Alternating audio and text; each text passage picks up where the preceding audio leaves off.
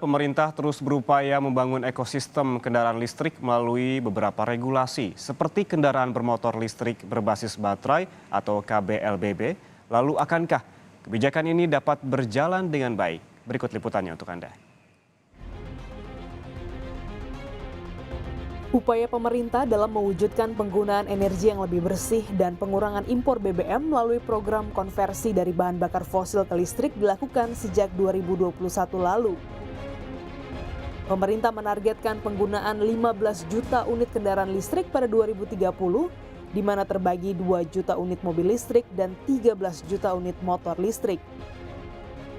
Pemerintah melalui Kementerian Keuangan menetapkan insentif KBLBB untuk motor listrik baru dan juga konversi. Nilai subsidi motor listrik sebesar Rp7 juta dan bantuan ini hanya berlaku selama 2 tahun. Insentif ini berlaku sejak 20 Maret lalu. Tujuan pemerintah dalam pemberian insentif atau subsidi adalah mempercepat ekosistem kendaraan listrik agar lebih ramah lingkungan. Sementara itu, pengamat ekonomi Indef Ahmad Heri Firdaus menilai sumber pencemaran bukan hanya dari emisi kendaraan saja, melainkan dibutuhkan regulasi yang tepat.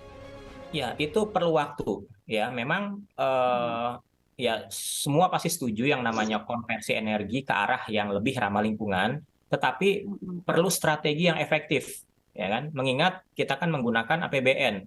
Jangan sampai APBN yang telah digunakan triliunan rupiah ini nanti hasilnya tidak efektif gitu, hasilnya tidak sesuai dengan yang diharapkan. Di lain pihak, pengamat ekonomi energi Universitas Gadjah Mada, Fahmi Radi, menilai langkah pemerintah untuk memberikan insentif tidak tepat sasaran. Untuk bisa beli mobil di atas 700 juta, itu pasti orang kaya. Nah, kalau itu diberikan subsidi, maka itu tidak tepat juga salah sasaran gitu loh. Nah, oleh karena itu ya, maka pemerintah perlu memberikan prioritas dalam pemberian subsidi tadi. Prioritasnya adalah untuk bis dan angkutan kota ya. Nah, itu semua ganti dengan listrik tadi, berikan subsidi. Itu hitungannya akan lebih efektif gitu ya. Menurut data PT Surveyor Indonesia hingga 17 Mei, terdapat 114 pembeli sepeda motor listrik dan 200 orang akan mengonversi motor BBM ke listrik. Jumlah ini masih jauh dari target pemerintah, yakni sebanyak 200.000 unit motor listrik dan 50.000 unit motor konversi hingga akhir 2023.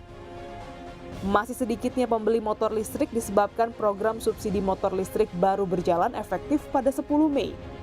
Padahal program tersebut ditetapkan untuk terlaksana sejak 20 Maret 2023. Pemerintah menargetkan 1 juta sepeda motor terkonversi pada 2025.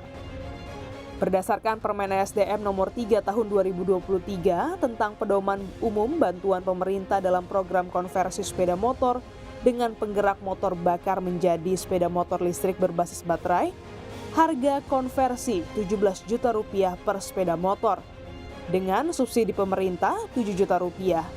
Artinya, masyarakat harus menanggung sisanya Rp10 juta untuk konversi. Sementara itu, penjualan mobil listrik bertenaga baterai sepanjang April naik 15,5% dibanding Maret 2023. Gabungan Industri Kendaraan Bermotor Indonesia atau GAIKINDO mencatat, data wholesales atau pengiriman dari pabrik ke dealer sepanjang April, mobil listrik terjual 1.285 unit. Jumlah ini naik dibanding Maret yang hanya menjual 1.112 unit. Meski demikian, kontribusi penjualan mobil listrik ke pasar kendaraan roda 4 atau lebih secara keseluruhan baru 2,2%. Pemerintah juga menggandeng sejumlah bengkel konversi untuk memudahkan masyarakat mengonversi kendaraan mereka dan optimistis dapat mencapai target yang ditetapkan. Nah, yang sudah kita siapkan adalah bengkelnya. Kan nanti yang motornya datang ke bengkel ya. Di situ sekarang kita sudah menunjuk 5 bengkel. Itu kira-kira kapasitasnya 32.000 motor ya. Bisa dikonversi dalam setahun di bengkel dan mitra-mitranya itu. Sekarang kita juga sedang mengevaluasi ada 3 bengkel ya. Sehingga kalau ini selesai, segera akan siap 35.000 kapasitasnya ya dari 50.000 target. Namun, apa yang diperkirakan pemerintah tidak semulus praktek di lapangan. Sejumlah bengkel konversi mengeluhkan besarnya insentif konversi. Persyaratan konversi ini yang menurut kami juga ternyata tidak